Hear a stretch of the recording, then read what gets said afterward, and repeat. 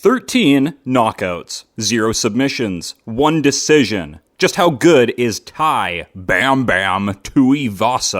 UFC heavyweights come in all shapes and sizes, and it's always been this way. If you don't believe me, all the men on the left side of this screen easily defeated the men on the right. How is this possible, you may ask? You see, MMA has always been magical in this way because it's the only sport in the world that can host this level of fat guy success. Which is why today we are talking about the man, the myth, the legend himself, Tai Tuivasa. Everybody loves Tai, and today we uncover, is being full of beer and pizza the best base for MMA? Tai is a classic swang and bang specialist, a big-boned Samoan bruiser who always finds a way to make me laugh, in victory or defeat. So, according to logical data, this means Tai Tuivasa is an S-tier fighter because entertainment always beats skill in this brain-rot era of MMA. Welcome to Paramount, folks. You think I'm trying to see Cyril Gane run in a circle around Alex Pereira for 25 minutes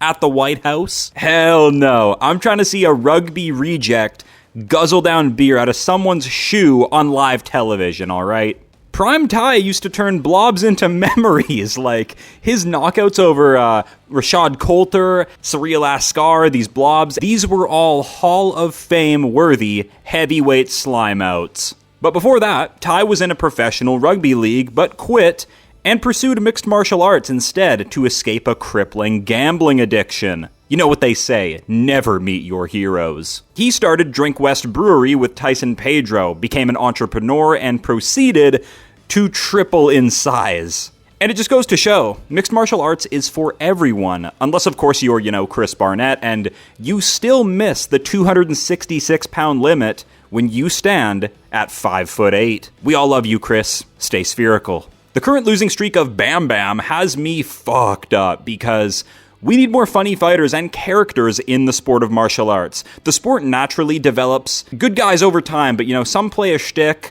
Meanwhile, Tai Tuivasa just plays himself and is actually hilarious without even trying. These people are rare. And in all honesty, UFC divisions need a bit of ruckus to, create some real stakes, some god-awful cringe that just makes your skin crawl like Josh Hokett. But you can't say that Tai didn't shoot for the stars with his career.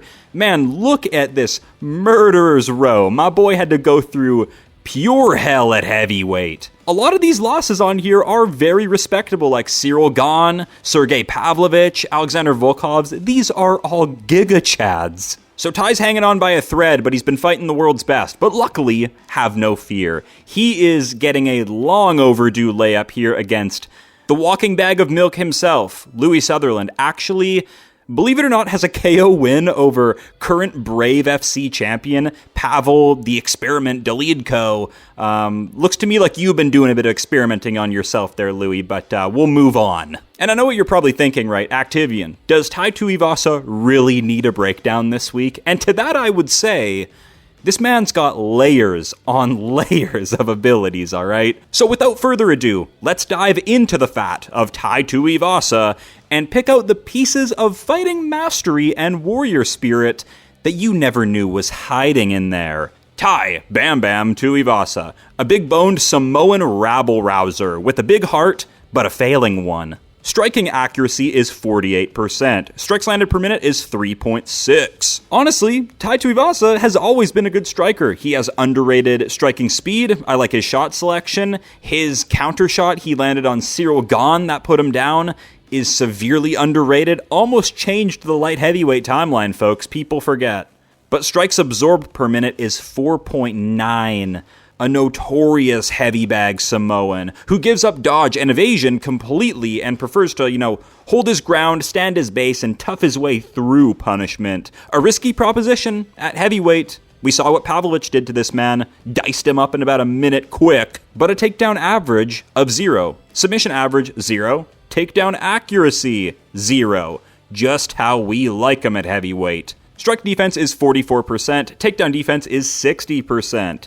It seems like Tai has never defended a takedown in his life, so this stat made me feel very casual, I gotta admit. Knockdown average of 0.9, we'll call it 1. Average fight time of only 7 minutes, 41 seconds. His strengths: Samoan bone density, death touch power, and crowd pleaser. Tai wins by crashing forward with his unstoppable mass. He often wins power trades due to his Samoan bone density. They are a notoriously hardy bunch, but they do lack speed, athleticism, any grappling skill whatsoever. Like, if we could get a Samoan who knew how to wrestle, I swear, it would revolutionize the whole sport. Within a year, they'd be instant Giga champion, triple UFC champ. Weaknesses: 0 wrestling, obesity. Tai loses because of his body type. He's actually one of the shorter heavyweights at only 6'2", with a 75-inch reach, an identical ape index to Khamzat Chimaev, a former welterweight. If Tai took MMA seriously, man, he would show up far more lean, but his beer and pizza diet is just too delicious to give up, I guess. He can't wrestle, and when you can't wrestle in MMA, you're bound to just go on a 6-fight losing streak. I rest my case. But his best performance was against Ciryl Gane. This is the classic Ciryl Gane layup that's etched into the MMA history books, David versus Goliath. This fight alone proves that Tuivasa would be a welterweight, if he actually worked out a bit, but it is what it is. Fight's on, and Tuivasa starts cooking with calf kicks. Alex Pereira guys can learn from the great Tai Tuivasa leg kicks here. Ciryl Gane lands multiple kill shot head kicks, but Tai's Samoan ancestors laugh at the mere thought of him being rocked by these. Impossible. Cheater Gane eventually realized the only way to deal with Tui on the feet is to target the body and just smash kicks into the pudding. That is Tuivasa's midsection. But then, a flash of genius occurred to Tai Tuivasa. He couldn't let down his biggest fan. Tai does the unthinkable, dropping Ciryl Gane and nearly changing the heavyweight timeline forever. And this was the beginning of Gane and Imavov's legendary reign of illegal blows. Groin shots, eye pokes, nothing's off limits for them. He finishes Tai Tuivasa with a back-of-the-head shot hammer fist. Gotta love the French, right? Reject Ciryl Gane, embrace Bam Bam. Most fun, flatlining Derrick Lewis. Now this was prime Tai Tuivasa. You just had to see it to believe it. I mean, moving around that cage, gliding around like a prime Horiguchi out there,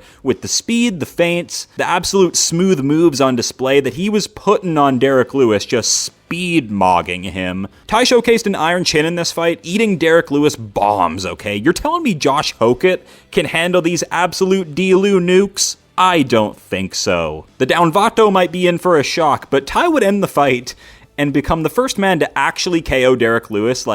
D-Lou has a lot of these, pathetic, sort of fatigue-based TKO losses where he just quits to, mild discomfort before it can, get brutal, which is kind of a crafty, career longevity hack when you think about it. But D-Lou got turned into a memory here. I'm telling you guys, Tai Tuivasa is capable of some of the most brutal KOs the sport has ever seen. His upcoming matchup this weekend is Louis Sutherland. Here comes the cope, you guys. We are flatlining Louis Sutherland. We are saving our career.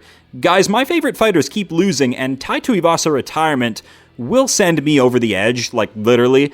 Tai actually tried to win and pushed through fatigue and damage in his last fight against Taliesin Teixeira. I actually didn't think that fight was that bad. Taliesin Teixeira might go on to become something. God, I'm coping. I want to see Tai Tuivasa versus Josh Hokett, Tuivasa Blades, Tuivasa Waldo. It's not too late to make these fights. The heavyweight division is so fucking dead, dude. Now more than ever, we cannot afford to lose Tai Tuivasa. So join me in prayer to the MMA gods. We will manifest Tai Tuivasa a second prime here on this channel, and it will happen. Nobody knows who Louis Sutherland is. He's literal cannon fodder. I stand on it. He crumbles when hit with a single strike. Tuivasa may hit the truffle shuffle now and again and be a complete physical disgrace, but heavyweight gonna heavyweight. He's actually really underrated, and we need fun heavyweights. The division's dying. I'm super salty about it, and it's gonna be really sad to watch him go. As always, thank you guys for watching, and drop your favorite Bam Bam moment down below.